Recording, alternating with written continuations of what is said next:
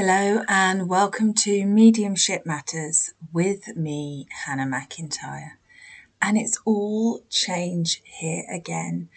I have decided that I am pushing too hard with this podcast. And those of you that have listened to the interview with Law of Attraction expert Amanda Riley or are aware of Law of Attraction will know that pushing actually gets in the way and creates more resistance. So I am letting you guys know that there will be no podcast on Wednesdays any longer or Fridays. I'm still going to be doing the mediumship minis. Well, I'm still going to be answering the questions. They won't be minis anymore. And it's going to still have the week ahead on a Monday because I love doing those for myself as well to see the energy that's coming, and podcasts released on Tuesdays and Thursdays because there's definitely something going on energetically with the podcasts, and I just need to step away a little bit, not fully from it, obviously, but just to work out what is going on. And to be fair, it could be my own imposter syndrome raising its ugly head yet again, because I'm still in that holding pattern of waiting for things that I know that are coming ahead. And I don't like it. I could pretend, I could gloss it for you guys, but where would the truth in that be? This is not my happy space. Holding space, emptiness brings up all of my imposter syndrome. You can't do what you think you can do. You're not good enough. People don't like you anyway. Stuff. So, yeah, it's fun, isn't it? But I also think there's real value in admitting these things. I keep thinking at the moment, I've been thinking obviously because I did Spirit Stories 1 and 2. So I went back into a reflective energy of what it was like for me when it first began. And shortly I've got an interview with Erica Anderson, which has already been recorded. And that's quite interesting because she mentions in that interview about how it's really strong at the beginning, sometimes to get you on board. And then it's just not maintainable as you go forward on your journey. And nor should it be, because it's disempowering if spirit are giving you these big signs and massive physical experiences. But God, am I having a wobble at the moment. And it's such a weird space to be in because I'm wobbling and yet I'm not. And isn't that weird? So I'm in a more confident place with my evidential mediumship than I have ever been. And for those of you that are on the journey of doing platform or audience readings, I can now absolutely tell you with 100% belief that it does get easier. Obviously, I've been doing it for quite a few years now, and recently I have noticed that although I'm still nervous, the nerves are not quite as painful as they were. And because I've done it enough times, it's almost like I believe that I can do it now. And that really has made such a massive difference. But I wanted to talk to you all about wobbles, because I think wobbles are part of the journey, but they're part of the journey that nobody talks about. And I know that when I started this journey, it just seemed like everybody that I looked at and saw was uber confident. And I kept thinking there was going to be this place that I could get to in my mediumship where I would be super confident in my own abilities and feel like, yeah, I've got this. And I have it a bit, but I still am experiencing the roller coaster of emotions that opening yourself up to offer your mediumship to people, in most cases people who don't understand how it works, what that does to you. Isn't it fascinating, the nature of it? And why? Why do we think that there is some level that we will attain where we have zero doubt? Are there mediums out there that have zero doubt? Are you one of them? Message me. Were you always like that? How did you get there? And I've been thinking on a question that one of my mentorship students, Nicole, asked me, which is, are those of us that have trained to be mediums at a disadvantage to people who are natural mediums, who are aware that they are communicating with spirit. And that's sort of been ricocheting around in my head. And I wanted to share a story with you all about something that happened to me a little while ago now, where I was really doubting my abilities and my journey and wondering whether I was grabbing for something that I really shouldn't be, and I should just be living a nice human life and not being such a drain on the spirit world by asking them for my mediumship all the time. And I went for a reading with somebody who on social media is a prolific, I have seen spirits since I was a child. I can hear them. I can see them. I've always known I was a medium. That story that we hear so often bandied around. And I have to be honest and say it was not a great reading. And when I say not a great reading, I will go so far as to say bad. Which leads to a musing that I've got going on at the moment, which is, do we actually need to change the language that we are using to describe our mediumistic abilities? Because to me, and I know that I'm a Capricorn and I know that I'm very black or white, if you are telling me that you can hear my loved ones and you are saying I hear, and you are saying things like spirit say it to me and I just repeat it, then in my mind there should be no room for error. Is that fair? I mean, maybe a little room for error. You might mishear a word or get something slightly wrong. But if you're hearing it and spirit are speaking, spirit do not make mistakes, do they? My grandmother is not going to come in and tell you her wrong birthday or her wrong name just for laughs, is she?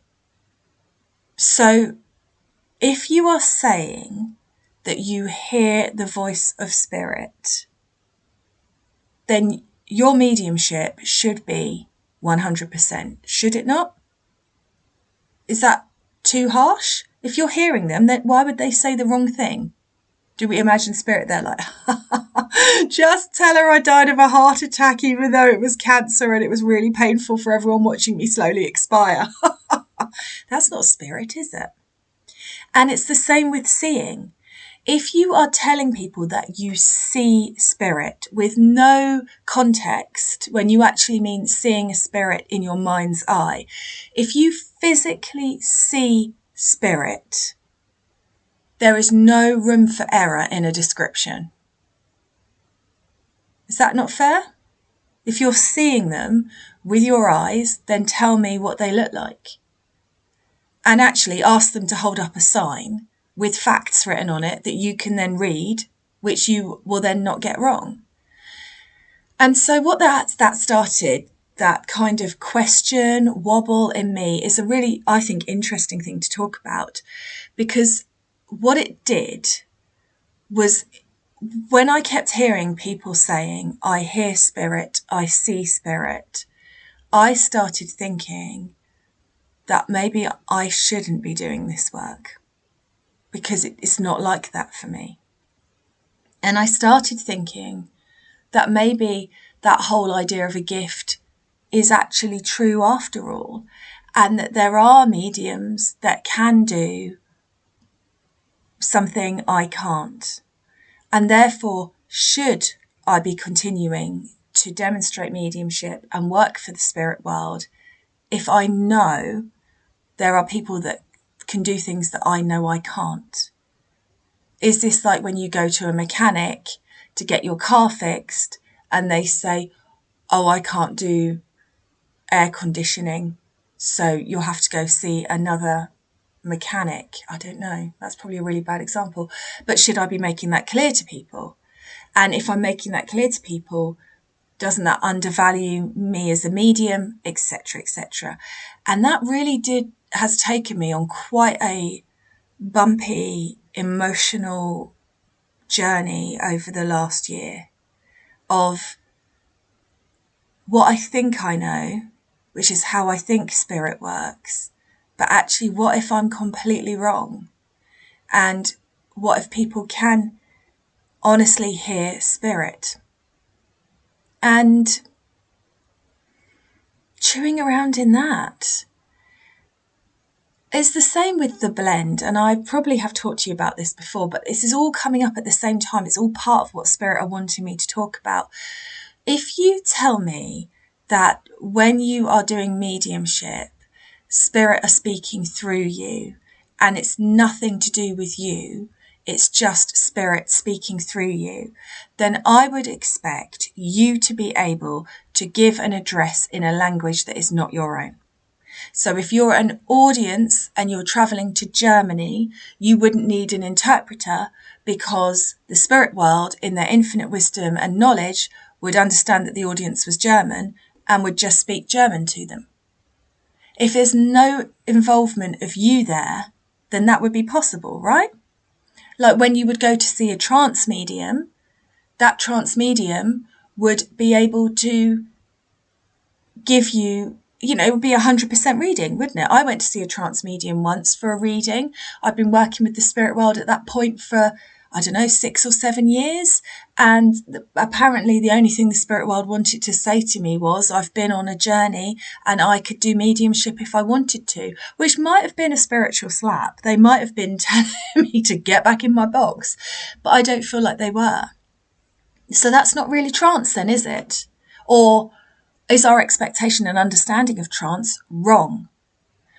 I saw a trance medium working once when their message for somebody was, you have got a guide who protects you like a mother, and she hands a string of her own teeth to you for you to put around your neck to protect you. And I can't help but think, is that really what Spirit want to say? They don't want to say, we're with you and we're protecting you so you can do this. They just want to give you some sort of gory, obscure message about teeth. And am I too analytical with it? Am I sucking all the joy out of it for myself again? I don't know. But I think that we all need to be aware, us mediums, of the language that we're using. Because if we are saying hear and see, when what we actually mean is, my brain interprets the energy into words, my brain interprets the energy into pictures, I blend with spirit and I try and step out of the way for trance, but obviously there's a little bit of me involved in it, it's my language. Isn't that much more honest than saying hear and see, when what we actually mean is, I still do get things wrong because it's an energetic experiment? And it's not just for the expectations of the sitters that you have in front of you that expect you to be able to do something that is impossible, but it's also for the expectations of us developing mediums who start to wonder after 13 years of incredibly hard work. I have never met anyone that has worked on their mediumship as hard as I have. Never. Of absolutely putting yourself in these vulnerable situations and reading for people and practicing and taking the knocks and doing the integration and learning some more, that we're still wobbling, but we're not wobbling out of anything that's real. We're wobbling because of the language that you use and the way that you say it. And shouldn't we be holding people accountable to that? Because it makes sense to me that if you go to see a trance medium, it will be spirit talking, but it will be spirit talking in collaboration with the person that is doing the human body that they're incorporating. Like Abraham Hicks, it's her language, it's her stories, it's Abraham inspiring her to speak. It's not just the words of Abraham, It's the words of Esther with the influence of Abraham. And it's the same in readings. If you are saying, I hear spirit, well, spirit don't make mistakes, do they? I know that some mediums say that they will just go with the need, and that's always an interesting thing to me. So you're telling me that I've booked a reading to hear from my grandmother, and I really miss her and I can't wait to hear from her. But you're telling me that spirits say that I need to know that my spirit guide is an octopus because I'm very, very busy and there's lots of stuff going on. Really? And how many of us are having experiences like that in readings, but still beating ourselves up for not being good enough? Don't you think it's interesting? I don't know. Am I just ranting? I just think we have an accountability as mediums when we are talking about how mediumship works, to be looking at it and actually to be having the integrity to look at how mediumship really works for us. Are you really hearing the voice of spirit? Because if you are really hearing the voice of spirit, then you can tell me my grandmother's birthday and her name. And then we can move on to what she wants to say because you fulfilled the need in me, haven't you? And that's what people expect when they come to a medium. But I've got to be honest and tell you, I can't do that. Now, every now and again, I'll get a name. If I get a name, I'll give it. Recently, I've been seeing them write names in neon. It's like a neon sign. Long may that continue. But it doesn't happen on every link. It happens on 2 in an evening of 15. And that may well be my ability to receive it because I'm seeing it rather than hearing it. But if you are saying to me that you hear spirit, then just give me my grandmother's phone number. Or tell me the names of her children. And if you can't do that, are you really hearing spirit? Or are you just perceiving the energy as words? Because spirit are so clever. Why would they not give you the stuff that would tick those boxes? Why would they not fulfill that need? When somebody comes to me for a reading and says it's okay, we've got a password, why would spirit not give the password if they were able to? And so I guess what I'm really saying is, if you are out there and you are thinking that there are mediums who have got a natural ability that you haven't got, test it. Book in with them. Be analytical. Be open, but be analytical. Be in that questioning space of, yeah, but if you were really communicating with my loved one, is this what I feel that they would want to say to me?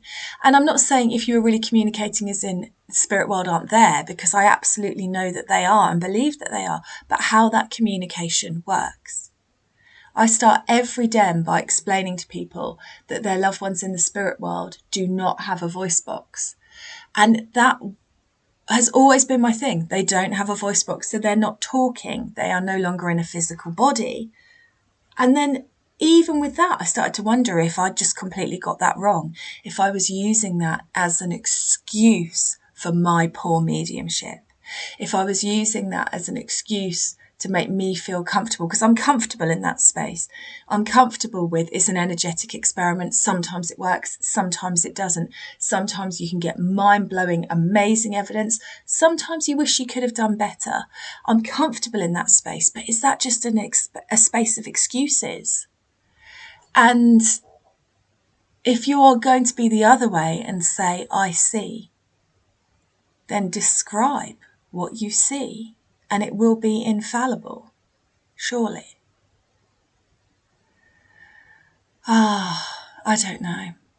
I just have really had one of my big, I think I'm going to jack it all in and go work in a supermarket modes, which I have, as you know, sporadically.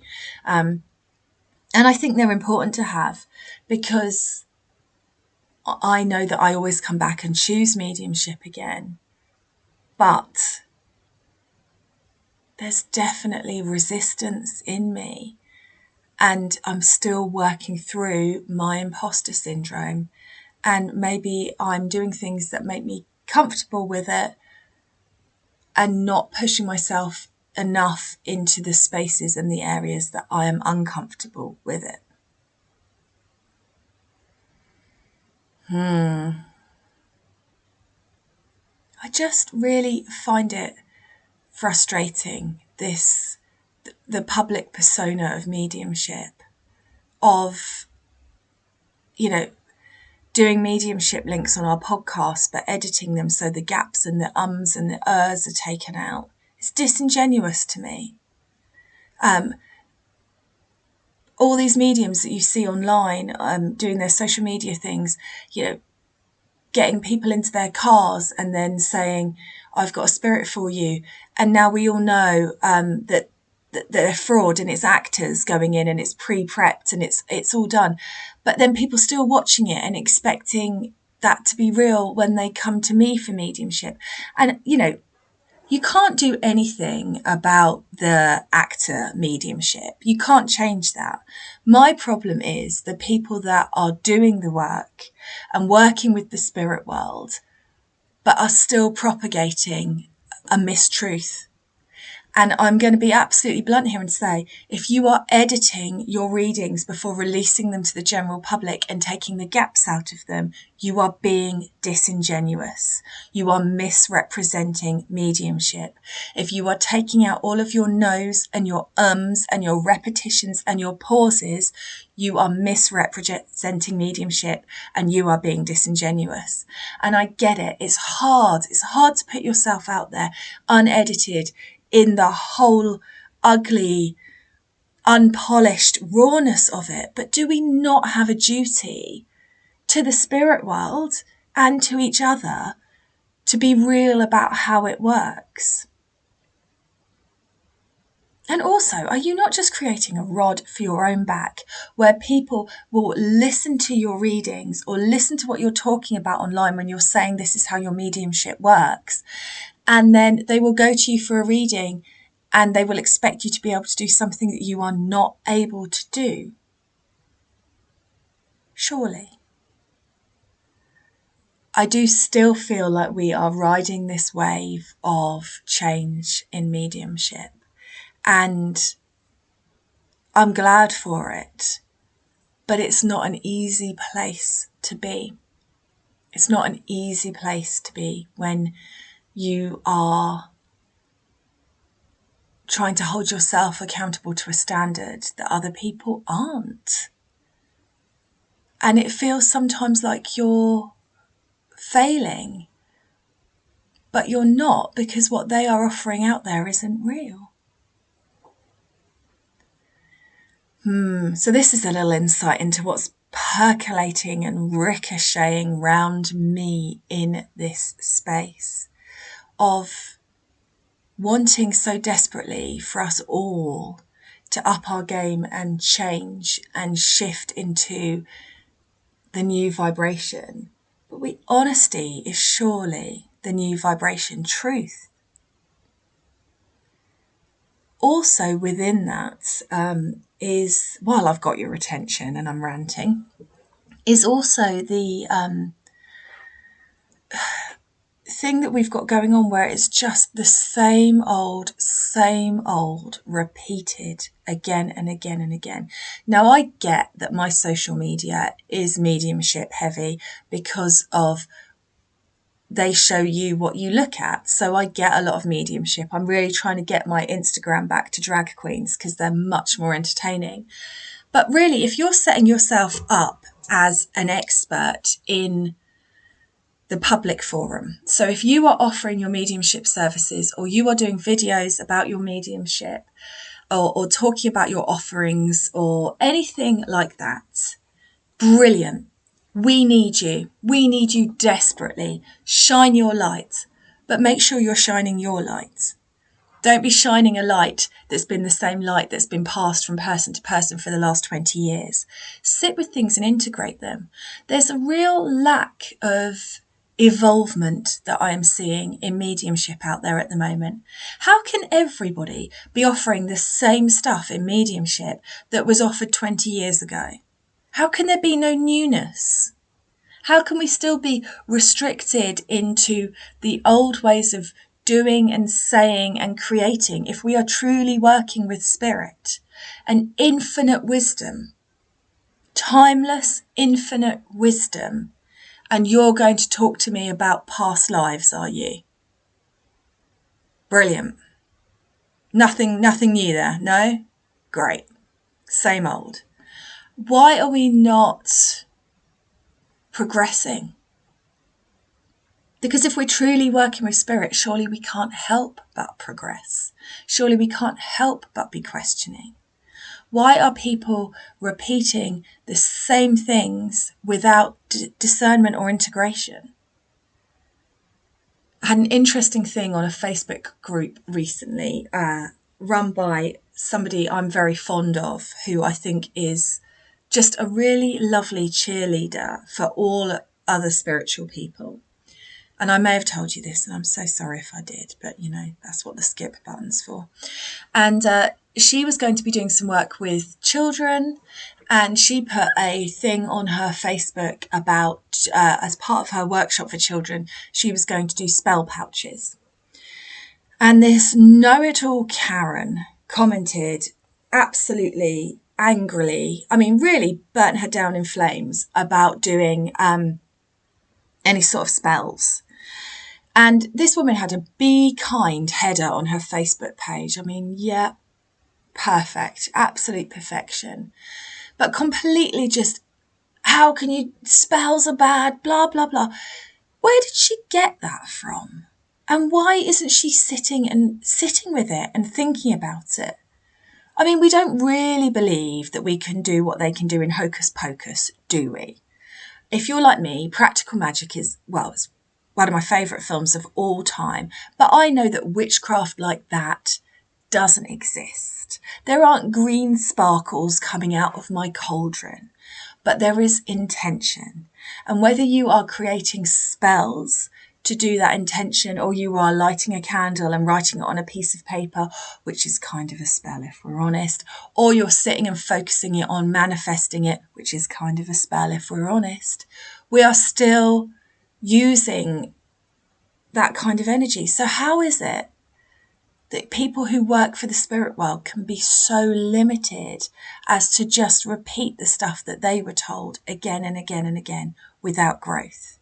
Now, I know that I did this at the beginning of my journey. Very open about that. The things that my teacher taught me, I believed were fact, and I went into the world and I carried on teaching them as if they were fact. But then as I developed and as I worked with spirit more and more, I started to question, why are people not questioning? How can you have been working with the spirit world for the last 20 years and still be doing the same stuff that you were taught right at the beginning? Where's the newness? Where's the advancement? Where's the stuff that's going to draw the new energies and new people to you? We keep talking about this tidal wave of change coming through consciousness. Well, show me it then. Don't talk about it. Show me it. How's it showing up for you? How's it showing up in your offerings? What are you doing that is different?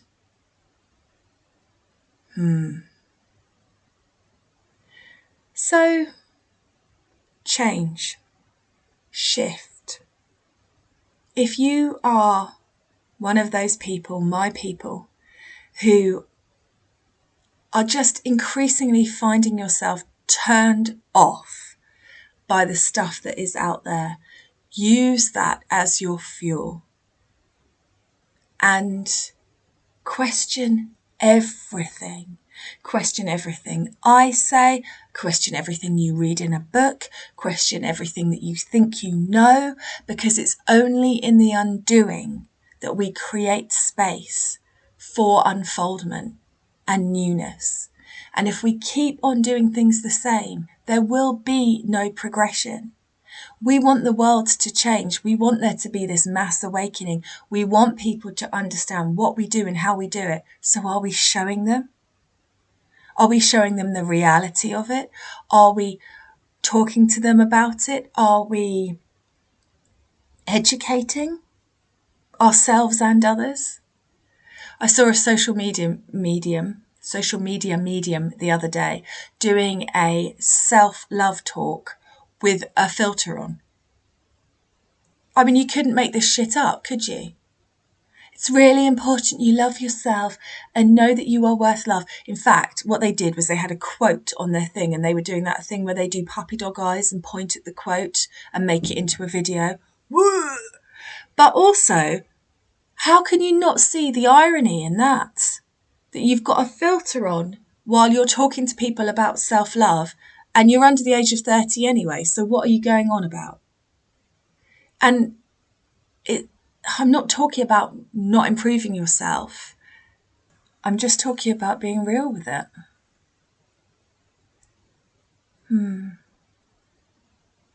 It always makes me laugh when I get men contacting me on my Facebook page telling me I'm a natural beauty when I've got a face covered in makeup. You have no idea. So yeah, let's move into a new wave, a new space, and let's be accountable for what we're sharing. And if we haven't sat with it and we haven't integrated it and we've just nicked it off somebody else, let's not share it. Let's be completely and utterly transparent in our actions. What do you think?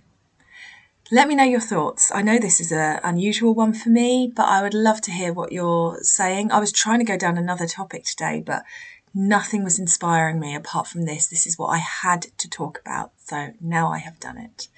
And I look forward to catching up with you all again soon. Thank you.